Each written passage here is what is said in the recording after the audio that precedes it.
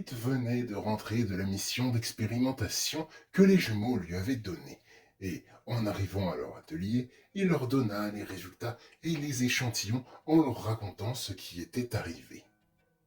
Pendant qu'il leur contait son récit, ils lui firent une petite prise de sang et analysèrent cette dernière avec les échantillons en utilisant le microscope que la base leur avait donné et qu'ils n'avaient pas encore utilisé. Ils prirent 3 gouttes de sang de Light et rajoutèrent les différents échantillons sur chacune des gouttes, puis observèrent la réaction du sang de Light avec les différents fluides. Une fois ça fait, les jumeaux discutèrent dans leur coin, comme à leur habitude, avant de partager leurs observations et théories à Light. Ils lui expliquèrent que parmi les 3 fluides, la salive et le liquide cérébrospinal contenaient moins de pourcentage du virus en eux, qu'il était trop dilué, qu'ils pouvaient transmettre l'infection, mais qu'ils étaient moins efficaces que le sang. Le sang, lui, a une concentration du virus bien plus élevée.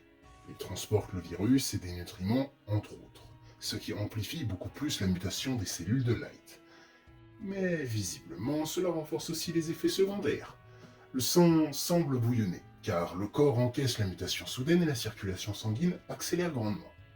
L'agressivité, elle, est sûrement une réaction du virus due à un changement trop soudain ou à une tentative pour lui de reprendre le dessus sur son hôte. Et il n'était pas tout à fait sûr pour l'agressivité, Light étant le premier cas dans son genre. Et quand Light leur demanda pourquoi le liquide cérébrospinal lui avait semblé plus fort que la salive, ils lui répondirent que c'était sûrement dû au nombre de fois où il avait absorbé des cellules infectées. Car durant leurs observations sur les échantillons, les 2 fluides semblaient avoir des effets similaires. Ils lui dirent que, selon eux, plus Light s'infectait à nouveau dans un certain intervalle de temps, plus les effets des fluides augmentaient. Light comprit un peu plus ce qui lui était arrivé, et que la consommation de cellules infectées pouvait le renforcer, mais au prix d'effets secondaires qui pouvaient être de plus en plus violents. Néanmoins, ça n'arrêta pas les jumeaux qui lui demandèrent de recommencer à s'infecter. Light était surpris et légèrement scandalisé qu'il lui demande ça, mais les jumeaux lui répondirent que c'était nécessaire, qu'il n'était actuellement plus au sommet de la chaîne alimentaire, et que le Sarco ne se ferait pas avoir 2 fois, et reviendrait sûrement plus dangereux encore, malgré son œil en moins, que Light devait tout faire pour devenir plus fort, le plus vite possible. Ça faisait mal à Light de l'admettre, mais ils avaient raison. Sans le boost de l'infection, le Sarco l'aurait déjà tué. Les jumeaux rajoutèrent que l'infection en continu pourrait aussi bien renforcer les effets secondaires que l'y habituer. Il devait juste apprendre à connaître ses limites, et donc devait s'entraîner et expérimenter. Light n'était pas ravi, mais finit par leur donner raison et par accepter leur demande. Néanmoins, il leur demanda de leur côté de terminer sa nouvelle arme au plus vite, précisant qu'il était impatient de l'essayer. Les jumeaux lui répondirent qu'ils feraient de leur mieux, mais qu'en attendant, il avait un entraînement à faire, mais qu'il commencerait le lendemain. Il devait tout d'abord se reposer, même s'il ne le voulait pas, et qu'ils étaient prêts à prévenir les gardes de l'empêcher de sortir s'il le fallait. Light était un peu embêté, mais ils le regardèrent tous deux avec des gros yeux, ce qui, en plus de leur menace, le força à accepter leur ordre d'aller se reposer. Il les laissa donc travailler et quitta l'atelier pour retourner dans son appartement. Quand il rentra, Julian était déjà là, visiblement en train de cuisiner. Il accueillit Light et lui demanda de s'asseoir pour manger et lui raconter sa journée. Light n'en avait pas très envie, mais Julian se racla la gorge et lui fit signe de poser ses fesses sur sa chaise, en lui disant qu'il avait besoin de se reposer et de se nourrir, ordre des jumeaux et de lui-même. Light soupira, retira son masque et son poncho et alla s'asseoir. Julian le dévisagea rapidement et lui servit un ragoût de patates, haricots et œufs pour lui redonner des forces, en précisant qu'il devrait s'habituer à la nouvelle apparence du jeune homme. Light eut un petit rire gêné et mangea. Julian s'assit et le rejoint dans le repas. Une fois fini, Julian annonça à Light qu'il savait ce qui s'était passé avec Sorel, que les jumeaux lui avaient dit quand il était parti les voir pour leur demander où il était et ce qu'il faisait. Light comprit que les jumeaux avaient eu la langue bien pendue et que c'est là qu'ils avaient demandé à Julian de s'occuper de lui quand il rentrerait. Il soupira à nouveau et mit sa tête entre ses bras en s'allongeant sur la table. Julian lui posa une main sur l'épaule, conscient que son jeune ami ne voulait pas parler de sa peine de cœur, mais lui demanda de se ménager et de ne pas se réfugier dans le travail, qu'il valait mieux prendre le temps d'encaisser et réfléchir. Puis il partit se coucher, laissant Light seul avec ses pensées. Quelques minutes plus tard, ce fut à Light de partir se coucher. Il devait au moins essayer de dormir. Au final, il réussit à dormir pendant 3 heures avant de se réveiller. Mais il n'avait pas envie de se recoucher pour grappiller 1 heure de sommeil ou 2, et se leva. Il s'habilla et sortit discrètement de l'appartement, puis monta sur le toit. En sortant de la cage d'escalier, Light grimpa sur l'édicule et s'y assit pour contempler la ville au petit matin, sous la lumière du soleil levant. Les éclaireurs vinrent faire leurs exercices en disant bonjour à Light quand ils le virent, et ce dernier attendit d'entendre les bruits des jumeaux travaillant dans leur atelier. Il descendit, alla les voir pour leur dire bonjour, essayer de les rassurer sur le fait qu'ils se soient reposés et annoncer son départ pour son premier jour d'entraînement. Puis, il prit ses équipements et partit en direction de la plateforme ascenseur. Une fois en bas des tours, il recommença sa chasse à l'infecté comme au jour précédent. Trouver un petit groupe et essayer d'en séparer un ou deux des autres, c'était le plus long et le plus pénible, aussi bien pour lui que pour moi. Du coup, je suis parti voir, au bout d'un moment, comment se déroulait l'opération d'évacuation du convoi de la guilde.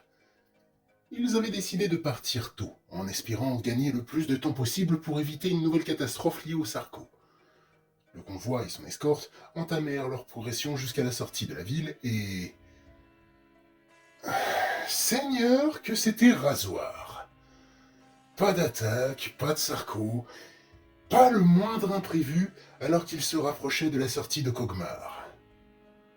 J'ai alterné entre Light et le convoi pour voir là où ça bougeait le plus, mais quand Light finit par trouver son groupe de reptiles et en a tiré un à l'écart, je suis vite retourné sur lui. De fait, après avoir réussi cette fois à tirer un seul infecté parmi un groupe de 6, il l'assomma. Il hésita à frapper moins fort, mais en vrai, même si l'infecté qui lui avait servi précédemment pour ses tests avait eu un traumatisme crânien, et n'aurait peut-être pas tenu toute la journée, au moins il s'était tenu tranquille. Du coup, il espéra que ce soit aussi le cas pour cet infecté-là. Ensuite, vous connaissez la chanson, il l'emmena au rempart. D'ailleurs, le cadavre de l'infecté d'hier n'avait pas bougé. Mais du coup, Light attacha sa nouvelle victime, ce qui lui donnait la désagréable impression d'être un tueur en série, et il prit un peu de son sang. Il but le contenu d'une des fioles qu'il avait remplies et attendit. Quelques secondes plus tard, les sensations de la progression de l'infection se firent ressentir.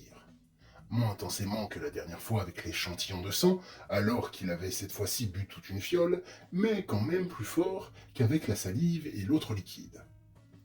Il démarra son chrono et attendit que les effets du sang se dissipent. Avant de partir, les jumeaux lui avaient demandé de chronométrer combien de temps durait son boost. Il se sentait bête d'ailleurs de ne pas avoir testé ses capacités avant et après avoir pris le sang, mais il se dit qu'il le ferait pendant le temps où il attendrait de prendre sa prochaine dose. D'abord un tueur en série, puis un camé, se fit-il comme réflexion. Il commença même à se demander si cette histoire n'allait pas mal finir. Quoi qu'il en soit, un peu moins d'une dizaine de minutes plus tard, les effets du sang prirent fin. Il attendit un peu et commença des exercices pour voir si ses capacités augmentaient à mesure qu'il prenait du sang. Pendant qu'il faisait ses exercices, je suis retourné voir vite fait du côté du convoi, et ils avaient réussi à faire sortir la guilde marchande de la ville. Les membres de l'escorte étaient même en train de rentrer à la base. Oui, même ce détour. tout le monde ayant conclu que se séparer pour retourner au tour était trop risqué. Il resterait donc à la base jusqu'à ce que l'histoire avec le Sarko soit terminée et que ce soit sûr et certain à 100% qu'il ait quitté la ville ou qu'il se fasse tuer. Ils rentrèrent donc à la base sans faire de mauvaises rencontres. Bon, en soi, je suis content pour eux que tout semble bien se passer pour tout le monde. Mais je vous avoue que l'incarnation du chaos en moi commençait à ressentir une légère frustration. Cette journée était trop parfaite. Pas le moindre petit nuage en vue dans cette journée radieuse et ensoleillée. Les membres du convoi et de l'escorte avaient fait dans leurs pantalons jusqu'à la fin pour rien. Enfin, de retour à Light, après 1 heure, il se prit son deuxième shot de sang infecté. Et c'était reparti pour les effets secondaires. Plus fort que toutes les autres fois, par contre. Il avait même du mal à ne pas déchiqueter son nouvel ami, le reptile, qui ne s'était toujours pas réveillé de son coma. Il testa ses capacités en reproduisant les mêmes exercices, et effectivement, depuis l'ingestion du sang, ses capacités semblaient avoir gagné un léger boost. Il attendit à nouveau une dizaine de minutes, et encore une fois, les effets disparurent. Il se reposa, puis réessaya une fois de plus les exercices. Et cette fois, il ne savait pas si c'était parce qu'il n'était plus sous boost ou à cause de la fatigue, mais ses résultats se rapprochaient plus de ses tests avant la deuxième ingestion. Peut-être que pour l'instant ses capacités augmentaient que quand il prenait du sang, supposa-t-il. Une fois une autre heure passée, il prit sa troisième dose, et là, c'est à ce moment que les choses devinrent intéressantes.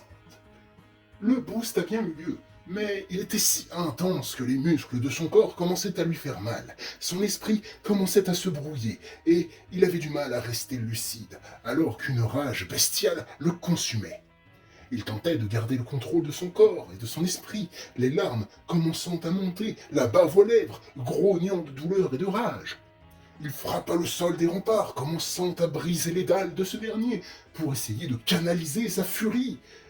Puis, finalement, quand il ne put se retenir davantage, il fonça sur l'infecté inconscient, attrapa sa tête et la tira vers le haut de toutes ses forces, l'arrachant du reste du corps. Puis, il la frappa contre le mur jusqu'à ce qu'il ne reste que de la bouillie. Quand sa frénésie se stoppa, il s'écroula, épuisé, les muscles en feu. La seule chose qu'il pensa à ce moment, c'est « plus jamais ». Si 3 fioles de sang suffisaient à le mettre dans cet état, plus jamais il ne dépasserait la deuxième. C'était beaucoup trop intense et risqué. Après 1 heure de repos, il se releva et se débarrassa des cadavres d'infectés en les jetant par-dessus la muraille. Puis il retourna autour dans un état de fatigue beaucoup plus grand que le jour précédent. Cette journée sembla parfaite jusqu'à ce moment. Mais j'avoue que c'est le moment que j'ai préféré de la journée. Quand il a pété son câble à cause de la troisième dose. Par contre, je me suis demandé pourquoi le Sarko n'avait pas attaqué le convoi. Bon, j'ai eu la flemme de le chercher. Je préférais attendre qu'il apparaisse tout seul, pour voir ce qu'il avait préparé depuis sa disparition.